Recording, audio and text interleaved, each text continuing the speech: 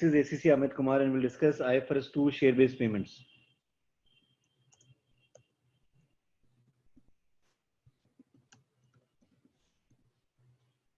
Now this standard is dealing with payments to vendors or employees in exchange for services or goods. Why this is required? The entity says that we are not going to make you immediate payment for the work you've done for us. We would like to give you payments in terms of shares. We would like to share our wealth with you in the form of equity. Or if you work in such a manner that if the prices of the shares grow in the market or we grow in terms of credibility in the market, we would like to share that credibility with you in terms of increase in the fair value of the share in the market. So they tie up the reward with the share price in the market so that the employees or vendors or whosoever gets associated with this firm, their intention is not only to earn in the shorter term, but they also wish to gain from the increase in share price in the future. So entities have two ways of making these payments. One is equity settled transactions. One is cash settled transactions. When I say equity settled transactions, the entity issues shares in exchange of goods or services. Now, when they issue shares, the right to exercise ownership depends on vesting conditions. Now, what are vesting conditions?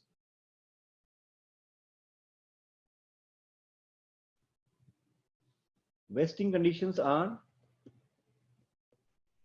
the conditions the employees or vendors need to meet to be in a position to exercise the right of receiving the shares or cash on the basis of value of shares, whatever they have opted for.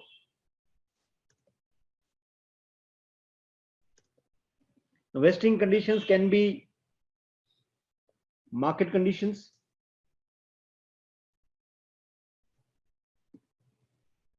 can be non-market conditions.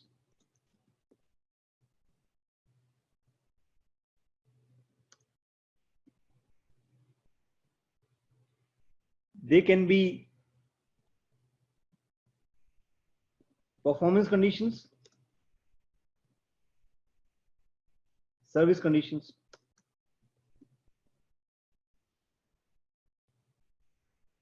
As I said, market conditions and non-market conditions based on performance.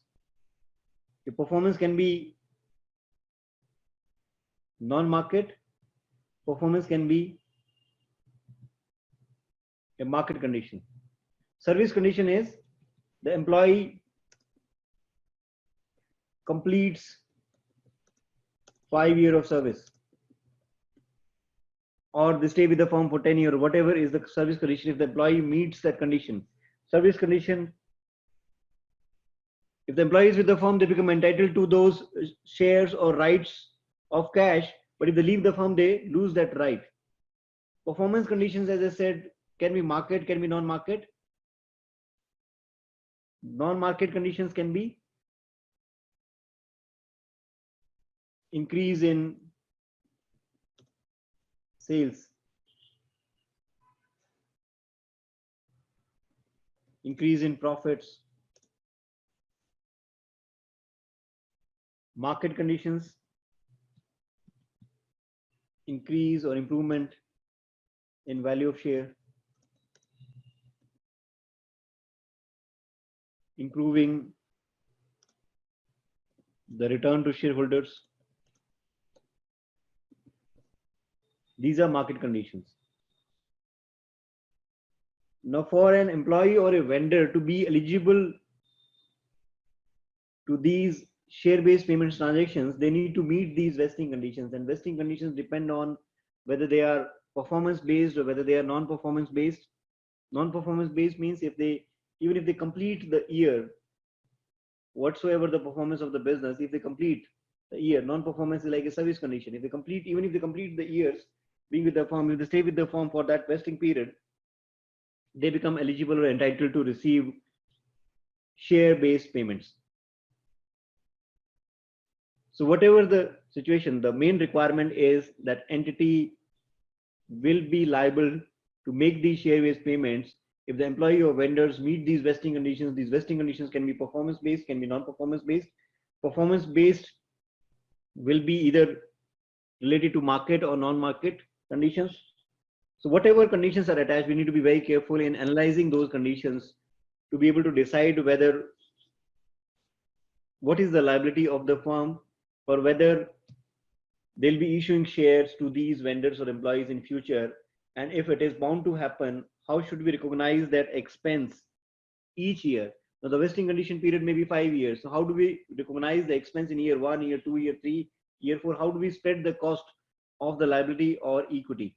So there are two ways of making payments. As I said, one is equity settled transactions, one is cash settled transactions.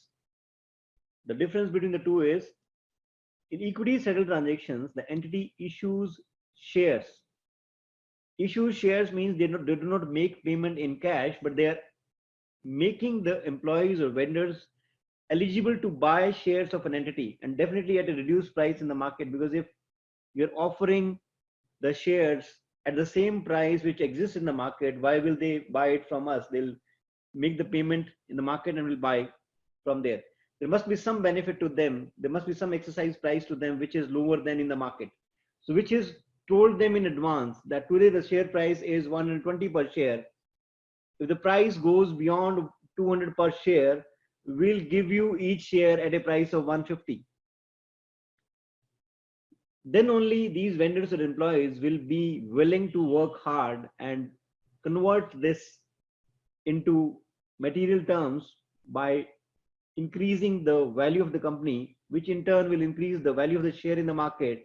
And if the share price in the market today is 120, it can go beyond 200. And only if it goes beyond 200, these employees or vendors become entitled to buy the same share at a lower price, that is at 150 per share. So the price in the market is 200 per share, but they'll be eligible to buy the same share at a price of 150. That becomes the exercise price on the date of the grant. So there is no cash movement happening here. It's issue of shares. And when the issue of shares is confirmed, when the employees have met those conditions, we need to set aside these shares, we need to issue these shares, and we need to build up a reserve. The entity is required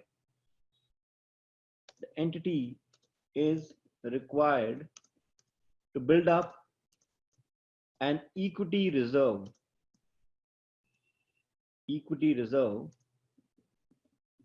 on the basis of probability,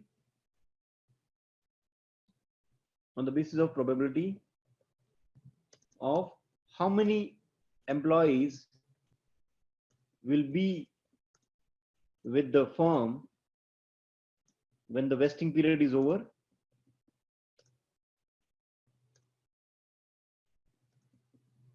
and how many shares they need to issue. So the cost to the entity is already defined. In equity share transactions, cost to the entity is already defined on the date of grant. If the entity has declared that the fair value of options on the grant date is $20.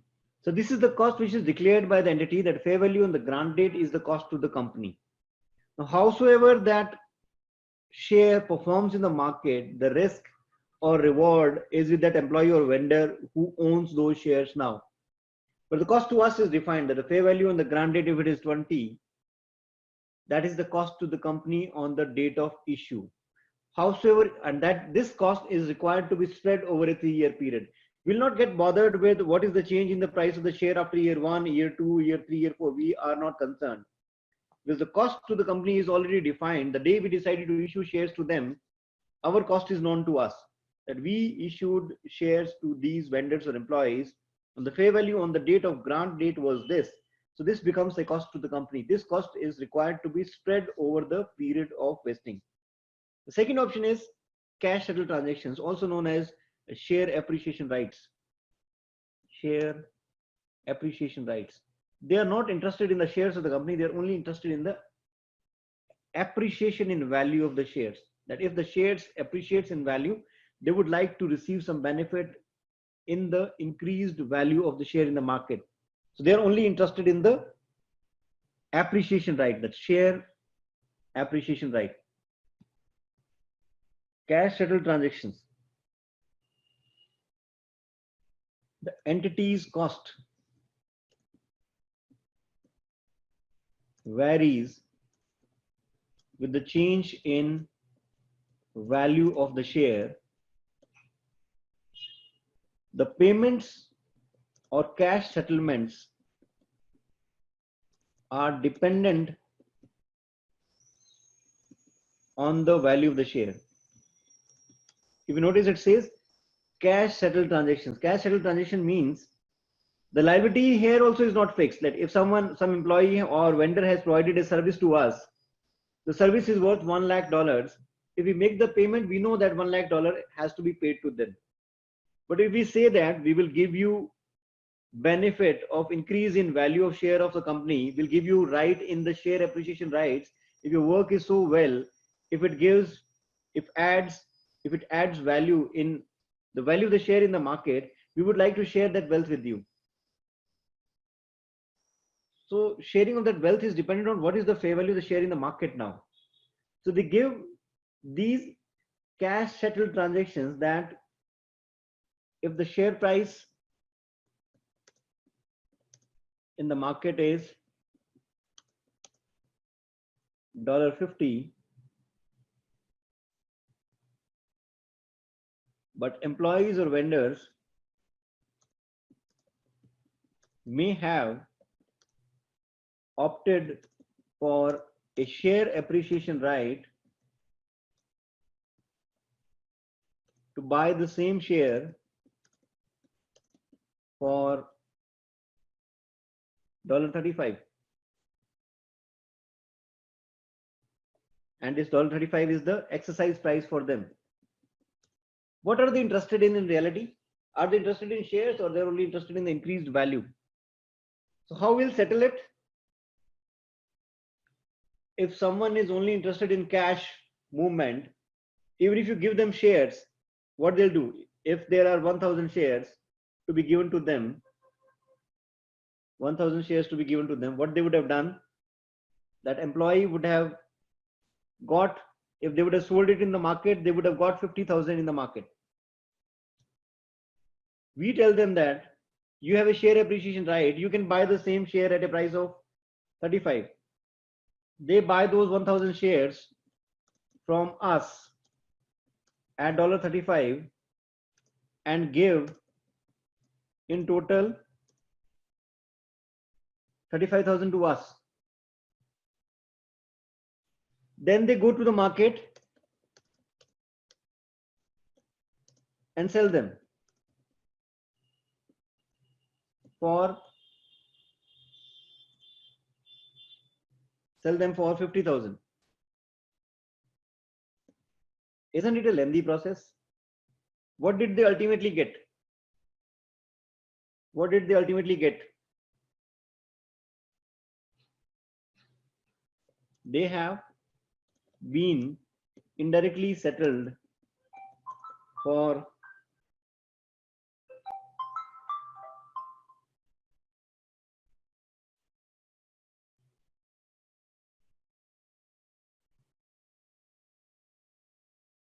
They have been indirectly settled for an amount of how much? Indirectly settled for an amount of 15,000. So when I issue cash settled transactions, I avoid all this lengthy process of first issuing them shares. They're not interested in our shares. They're only interested in the increase in value. They will definitely sell those shares immediately the moment they get it. So why to get involved into this practice of first issuing them shares, issuing it at a lower price, and then they gain in the market by the difference? Why should we pay them the difference by simply giving them share appreciation rights? SARs, they are known as.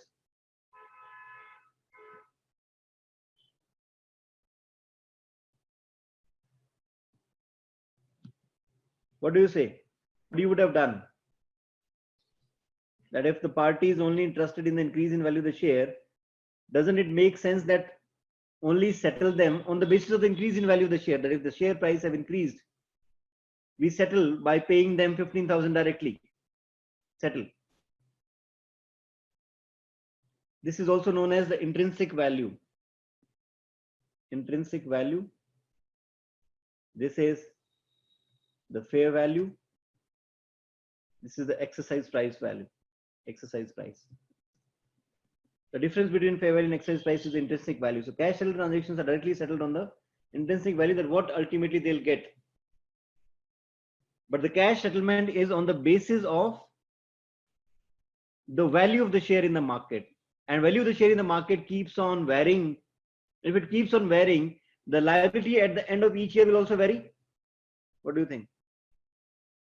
The liability at the end of each year will also vary.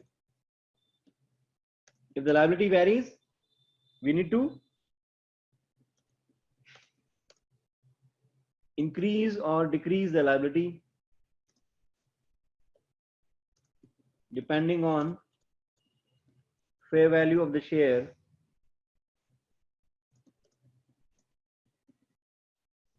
at the end of each year. So basic difference between the two is, in the case of equity settled transactions, we are actually issuing shares. When I say issuing shares, we are issuing share capital to them. And we issue share capital, what will be the entry? Whatever is the expense is charged to profit and loss account. Profit and loss account, expense for the year, debited, and there is a credit of equity reserve. On completion of the vesting period, this equity reserve is used. This equity reserve, which you're building up over a period of time, is debited and equity share capital is issued. Credited. Any difference between the equity share capital and equity reserve, or whatever cash we receive, we may receive some cash also on settlement. Why will receive some cash? Because that cash received is based on exercise price. Received is based on exercise price. The right given to these vendors and employees, that they can exercise this right, that instead of, if the market price is 200, they can pay 150 and can avail this share. They can pay less than what is the price in the market. If they avail this option, they infuse some cash into the company. We receive that cash. We are already prepared to issue share capital, so we have been building up that equity reserve by charging it to P&L on the basis of the probability of how many shares we may have to issue. We have been building it by charging it to P&L. We have a reserve. We'll use this reserve. Any difference between the cash we receive and equity reserve we built up and the number of shares we issue, any difference will be known as share premium. This will be acting as the balancing figure. We'll do a question relating to it so that you understand it better. I'll pick up a question from the book. For the time being, simply understand the difference between equity settled transactions and cash settled transactions. In case of equity settled transactions, we are actually issuing shares to the vendors or employees. on meeting vesting conditions. In cash settled transactions, we are not issuing shares, but we build up a liability over time. There is no share issue, but there is a charge expense for the year is charged to profit and loss account, debited each year, and the credit is actually the liability we build up. This liability we build up on settlement. When we actually make the payment, we'll be making these payments from this liability we built up over time.